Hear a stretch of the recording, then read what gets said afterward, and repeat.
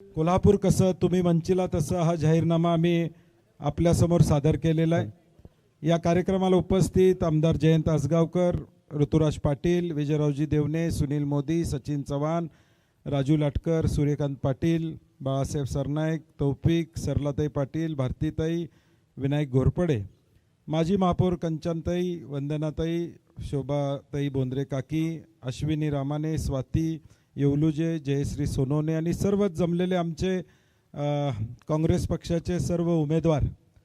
आज आम्ही काँग्रेस पक्षाच्या वतीनं हा जाहीरनामा या ठिकाणी काढतोय। म्हणजे ते काँग्रेस आणि शिवसेनेचा मिळूनच आहे। उद्या शिवसेनेचा अरुण दुधवाडकरजींच्या हस्ते स्वतंत्र जाहीरनामा येणार आहे, त्याला आम्ही उपस्थित काँग्रेसचे सगळे मंडळी राहणार आहोत।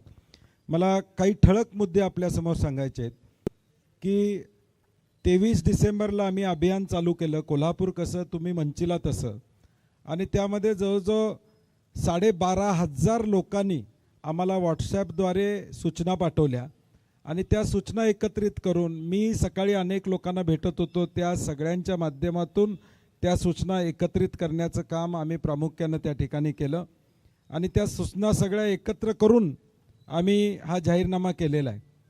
माझं कोल्हापूरमधल्या सर्व नागरिकांना किंवा पत्रकारांना सांगायचं आहे की अगदी भारताच्या बाहेर कोल्हापुरातनं असणारे त्यांनी सूचना पाठवल्या। क्रोएशिया येथे वास्तव्य असणारे निखिल देसाई यांनी सूचना पाठवली। अमेरिकेत लास वेगासमध्ये अनुज जमदग्नी म्हणून आहेत आर्ट क्षेत्रामध्ये, त्यांनी परफॉर्मिंग आर्ट सेंटर कोल्हापूरमध्ये व्हावं अशा पद्धतीची सूचना पाठवली। ओंकार अशाच नवनवीन अपडेट्ससाठी डिजिटल कोल्हापूर चॅनेलला सबस्क्राईब करायला विसरू नका।